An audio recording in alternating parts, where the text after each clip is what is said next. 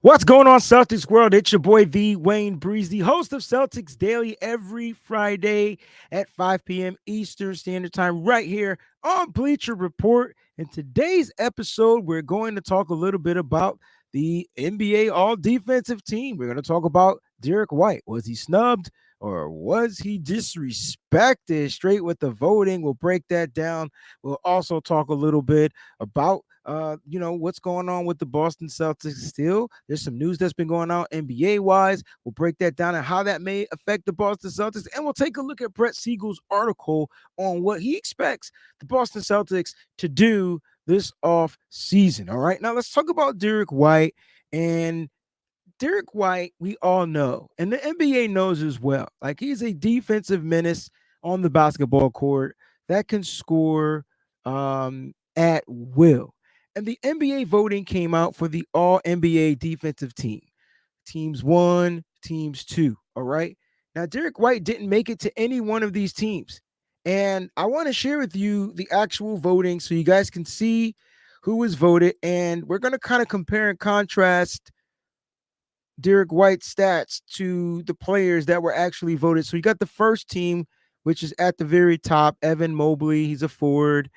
Dyson Daniels, he's a shooting guard. We'll talk a little bit about him from Atlanta. You got Dort, he's also a shooting guard. Draymond Green, forward, center, however you want to look. Amen Thompson, forward, however you want to look at that. So those are your top votes, and you can see at the on the very right hand side the total amount of points they got. So the voting and the higher amount of points you get will put you on these all NBA defensive teams. Okay. Now, we've seen Derek White on this list before, and this year I feel like they might have did Derek White a little dirty. And if you go to the second all NBA team, you got Zubac. He got 29 first place votes. He got a total of 114 votes. All right. Jaren Jackson Jr., he's a forward out of Memphis, 107 votes. Jalen Williams out of Oklahoma City. So two Oklahoma City Thunder players. They're currently in the Western Conference Finals right now. He got 79 votes. You got Kamara from Portland, 74, and then Gobert from Minnesota with 65. I don't know if this is going to slide over, but let's click the slide over button so you can see some of the other players that were nominated that actually got votes. Let's just put it like that. So Anunoby, you can see he finished with 49 points. Bam Adebayo, 18. Derek White, 15 points. Derek White, 15 points. I just want to put that out. Derek White, 15 points. All right. Giannis, 12. Shai Alexander, 12.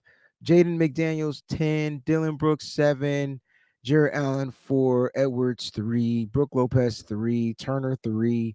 Kaysen Wallace, 3. Darren, 1. And then Josh Hart. So I'm kind of conflicted because I don't understand how they go about voting. Like, what is the criteria, excuse me, for being an all defensive player? I don't get it because I'm looking at defensive stats. I'll look at defensive rebounds. You can look at steals. You can look at blocks. Are those the three criterias that make up the defensive stats to be an all NBA defensive player? We got to ask an expert on what they use, a person that's voting on what they use to determine if a player is all defensive NBA. And just looking at Derek White's stats, I'm looking at his stats. I'm going to focus on defensive rebounds. So, at 2024, you can see down here he averaged, far as defensive rebounds, he averaged 3.6 defensive rebounds per game. He also averaged almost a point 0.9 steals per game, but 1.1 block shots per game. And then obviously there's his scoring averages, which I don't feel like should be a criteria on how and on all NBA defensive team. But again, I'll go defensive rebounds, 3.6. Total rebounds 4.5, steals zero point 0.9, blocks 1.1. And so then I was like, well, let's look at some of the other shooting guards that play the same position as Derek White. And let's look and see kind of like, well, what the heck did they do? You know what I mean? Let's look at Dort because he was the first team All NBA. So, and again, I'm curious to know what's going on, Jack. I'm curious to know. She says Derek White was disrespected. I hear you. I definitely hear you. Let me get his stats pulled up. Here we go, right here. All right, we're gonna go with the same stats. Let's go. Defensive rebounds 2.9. Uh, White was higher. Total rebounds 4.1. White was higher. Steals, he's got him by a little bit, by what, point 0.2 in the steals, right? He's Dort is higher, but then look at the blocks. He's a point 0.6 less in the blocks. So I'm curious to know, like, how did he get so many defensive NBA votes? It's got to be because their team is winning. It's got to be because of all the little things, right? Like they were the best team in the league. I'm thinking it's got to be stuff like that. Because other than that, Derek White stats were better. Oh, I'm not done there. If you thought I was done there, let's look at the second player, the second guy that got All NBA, Dyson. Let's look at Dyson Daniels. Actually, he was the first team All NBA player. Another one. Now, I was looking at Dyson Daniels stats, and I was like, okay, man, like this kid steals. He definitely had it. You can see it, like 3.0. I think he led the league in steals per game with 3.0. That's pretty daggone high. That's a lot higher than both of the players that we saw. This is why he was first team All NBA for sure. His total rebounds are up. His defensive rebounds are up. Okay, I could live with that. I could live with a player at 6'8" who plays point and shooting guard. God dang, he better lead and freaking rebounds. He's 6'8". He's 6'8". Well, dang. All right. Well, you know what? I said what I said. He's 6'8". He better lead in rebounds, but the steals are definitely impressive. And guess what? He's not leading in block shots. So you mean to tell me a 6'4" point guard still out blocking shots over a 6'8" point shooting guard? Shoot. Sign me up, Derek White. I'm telling you, now I don't know if this is snubbed or disrespected. I'm gonna let you guys, determine. I mean, you talk about a guy that finished with only 15 votes. I mean, excuse me, 15 total points, not votes. 15 total points. That sounds like disrespect to me. I don't know about you. It sounds like disrespect to me. All right. So let's look at last and certainly not least. I want to look at Jalen Williams stats. All right. I want to look at Jalen Williams. He was the second, another Oklahoma City Thunder player. Second, he was second as well. In this, I just want to make sure I got the stats pulled up. Last 5 games per game. Here we go. Totals right here. I just wanted to make sure I had that. All right, cool. So we're looking at him. And again, oh, I like this, man. They actually give you how many he had in this particular game. Let me go back up right here. There we go. Per game. Boom. I knew I could read. Now he did score. He averaged 21.6 points per game, but I don't care about that. Let's go with the 0.7. You know what I'm saying? Well, maybe turnovers is no, that's how many times they turn the ball over. So 0.7 blocks, still less than Derek White. Steals are higher than Derek White's. The total rebounds are higher than Derek White's. Those defense got 4.5 defensive rebounds. He was second. He was second voted. I mean, from a statistical standpoint, I just don't see how Derek White didn't get more votes. And I think, to me, you could say he was snubbed off the list for sure. Here's the poll question. You could say he was snubbed off the list, but I think the disrespect is, well, then how he only finished with 15 total points?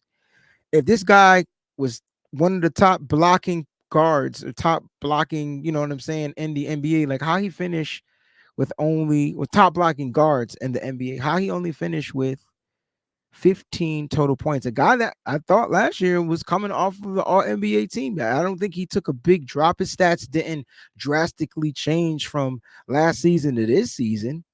And so, look, good news is he didn't make the All NBA team, All NBA defensive team this year. The good news is 9 times out of 10, he's going to be back. I don't see the Boston Celtics moving on from Derek White. I feel like his contract is definitely affordable for the Boston Celtics. And you kind of need, especially without Jason Tatum, you're going to need that 1-2 punch. You know what I mean? You're going to need that 1-2 punch. Jack says it had to be because they're still in it. Well, no, it's not. That's not true. It's almost like when the awards don't count to once the playoffs start. These awards are already in once the playoffs take off, they don't continue throughout the playoff run. It's like football. Like, nah, the awards don't continue throughout the playoff run.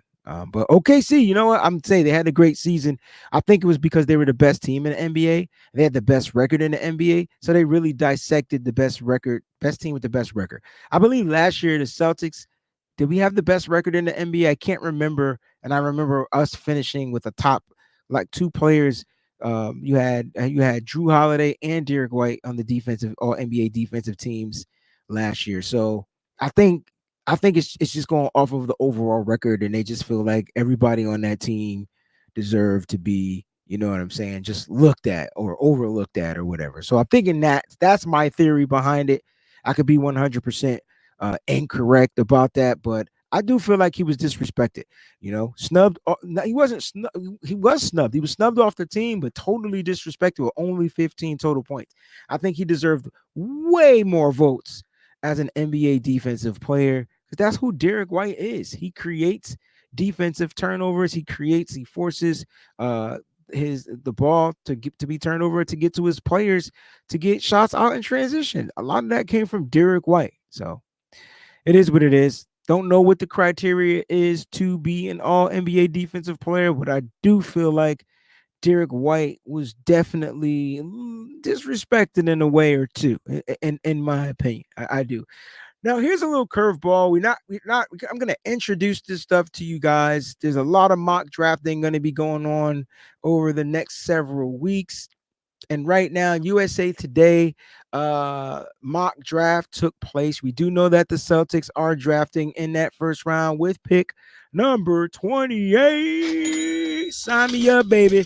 As of right now, I said as of right now, there has not been any trades. But if the Celtics were drafting at pick 38, USA Today in their article has the Boston Celtics in a mock draft drafting Walter Clayton Jr., point guard out of Florida. Okay, point guard out of Florida. Now, look, I ain't gonna lie. I don't like this kid. And I'm saying that because of what he did to my Huskies. But at the end of the day, he's a baller and he plays gritty. And I like that. He can score, he can shoot, he averaged 18.3 points per game last year. He averaged 4.2 assists per game last year. He averaged 3.7 rebounds per game last year. He averaged 1.2 steals per game last year. All of those, that's money to me. He shot 44.8% from the floor last year, and he shot 38.6% from the three-point line. He's an 85.7% free throw shooter. He was named the most outstanding player of the Final Four. It says Clayton had 34 points in the national semifinals game against Auburn and 11 points, 7 assists, and 5 rebounds in the championship victory against Houston. All right. He also scored 30 points in the regional final against Texas Tech and was 21 for 42 from the field in the Gators' final 3 games. His range on 3-point shots, and he can shoot off the dribble. He has range on 3-point shots and can shoot off the dribble. He needs to improve as a playmaker and a defender. My only issues is this kid is small. And I don't want another Peyton Pritchard. I like Peyton Pritchard, but I don't want another one. I feel like that he's kind of tiny. We got Peyton Pritchard. I don't see the Celtics moving on from Peyton Pritchard. So I'm not saying I don't like this pick, but I don't know if I agree. I don't know if this is the guy. I feel like he doesn't fit with Danny Ainge, not Danny Ainge. He doesn't fit what Brad Stevens wants. And we don't go with smaller guards necessarily much anymore. I feel like we got the Pritchard. I feel like we're gonna go with a wing or something. Like I just feel like that's a Brad Stevens thing. It was a Danny Ainge thing too, going with wings.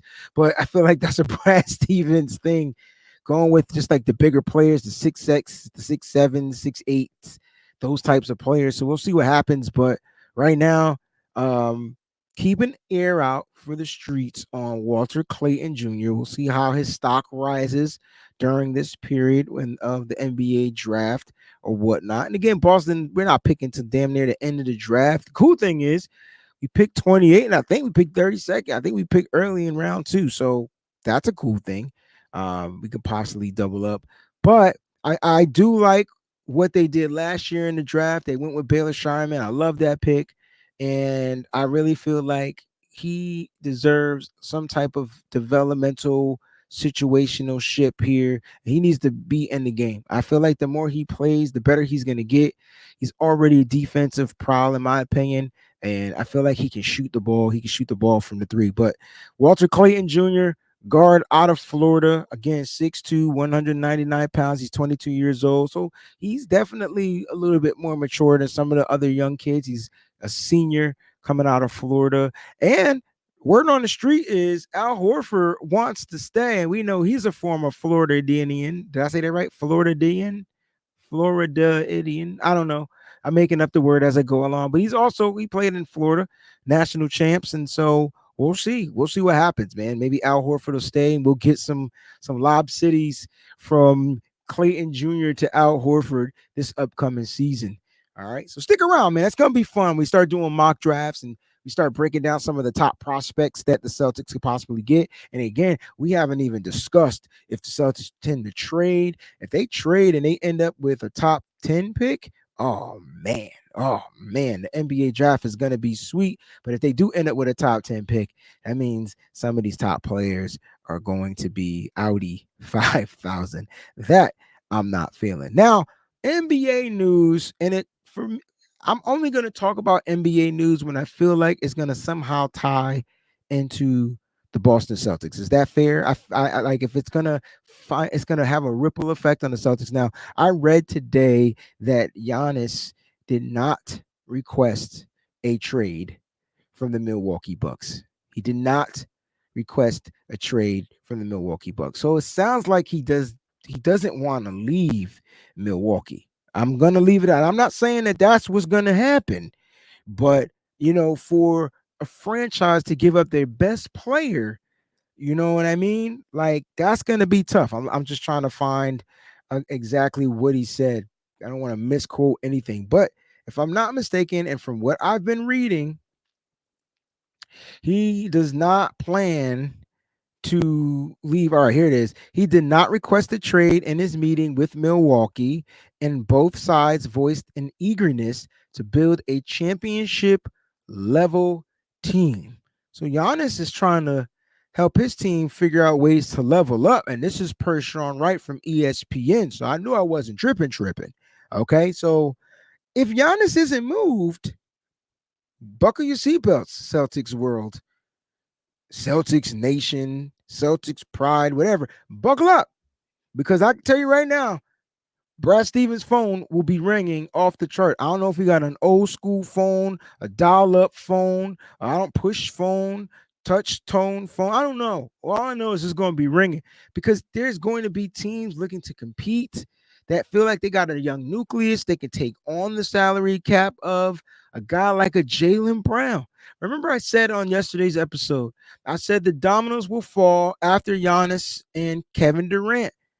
After Giannis and Kevin Durant are situated. Well, if Giannis doesn't move, he's number one. He's prime real estate number one.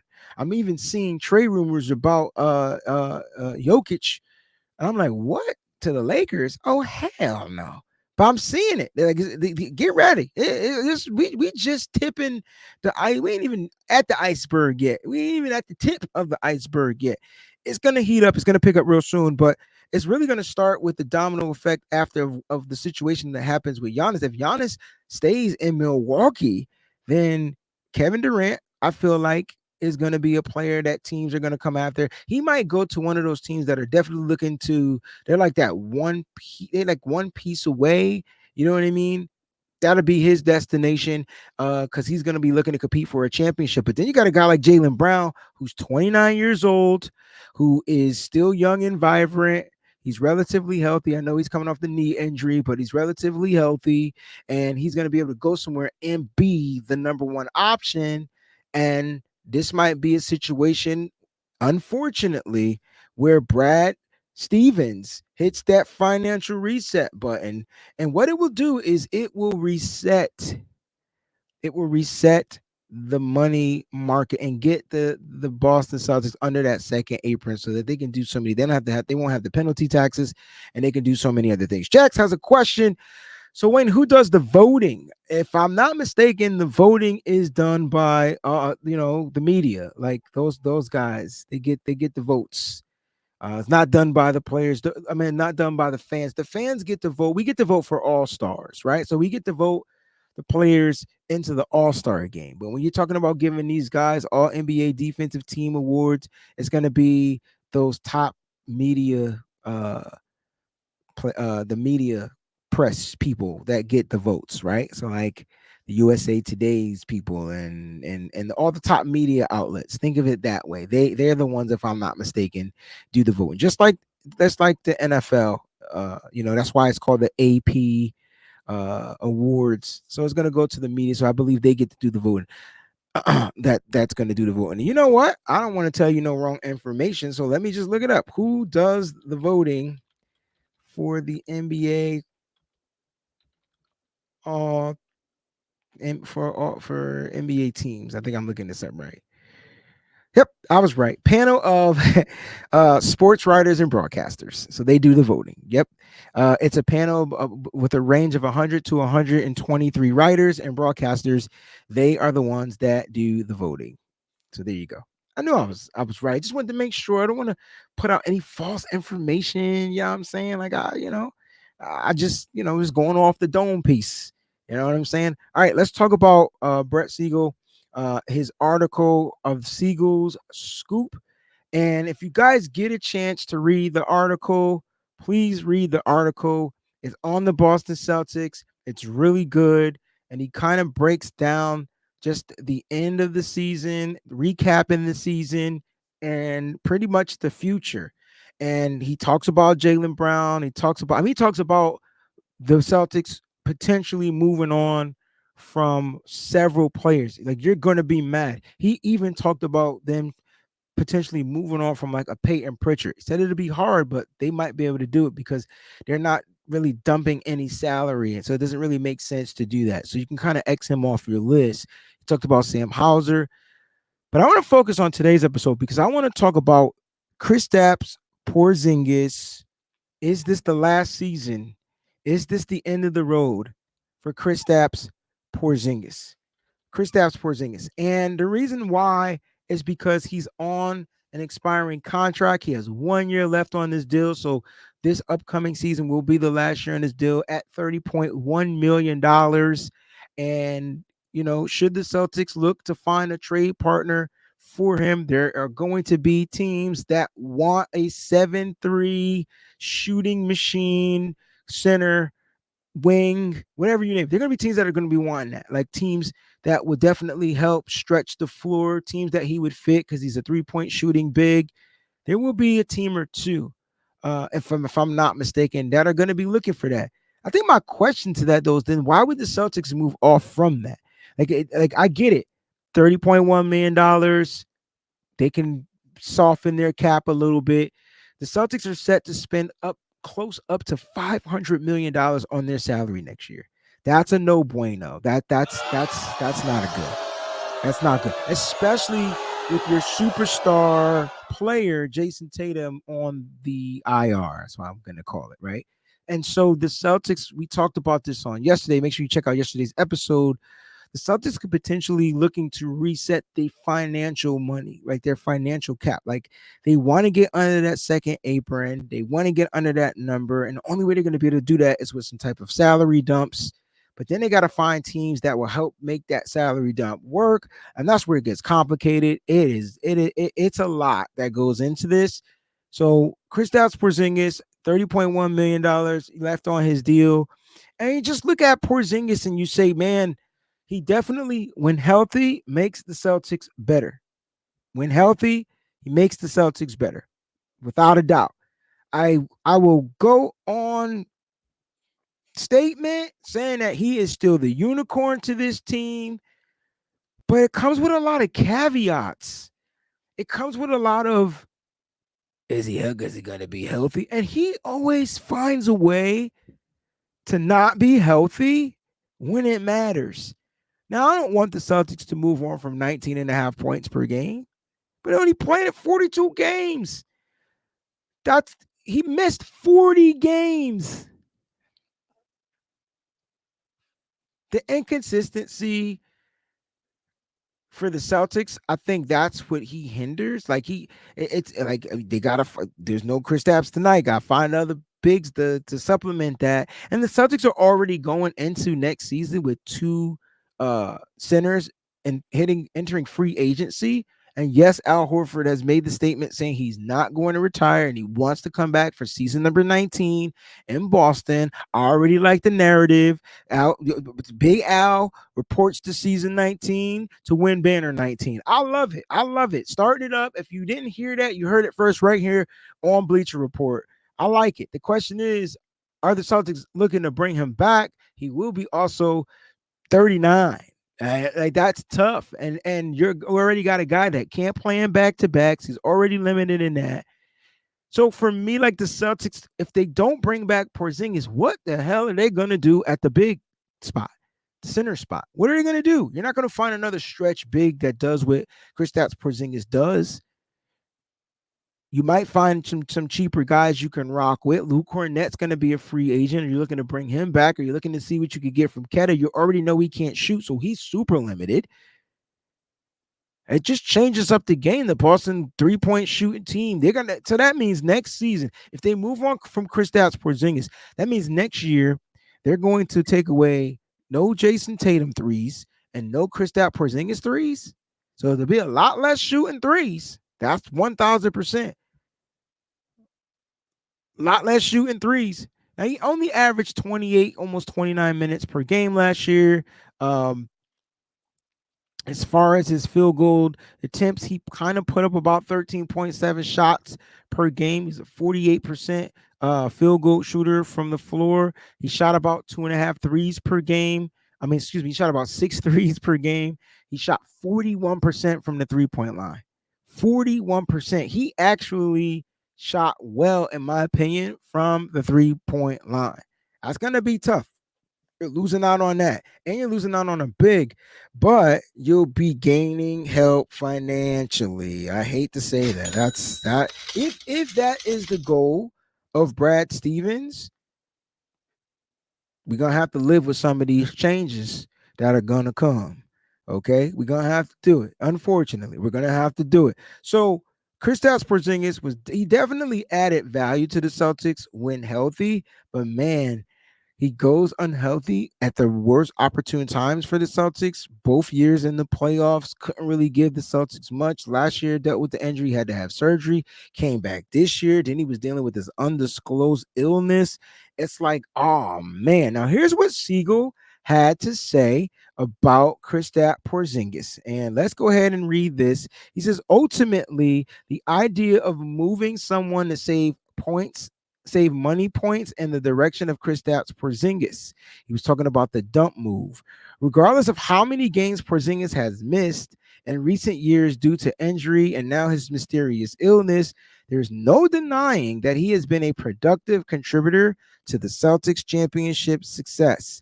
Teams are always seeking 7-footers who can stretch the floor and provide production from the perimeter, which makes Porzingis entering the final year of his contract at a price tag of $30.7 million. I think I had my number wrong earlier. Player to discuss. Between Porzingis, Holiday, and White, the Latavian big man is viewed as the most likely of the three complementary stars to be traded this offseason, sources said. Since he is in the final year of his contract, the Celtics wouldn't necessarily need to attach any extra assets in a package to unload Porzingis' contract. Not to mention, there are a few teams in the Western Conference who would explore the possibility of pursuing Celtics center Kristaps Porzingis. Do the poll question: who should the Celtics keep? Should they keep Kristaps Porzingis? Should they keep Drew Holiday? Both valuable pieces to the championship. Do you move on from one of these guys? Do you try to bring both of these back? But if you had to pick one, Who would you keep, or who do you think the Celtics should keep? And 100% of the votes feel like the Celtics should keep Kristaps Porzingis. We'll talk about Drew Holiday and how difficult it may be to move him.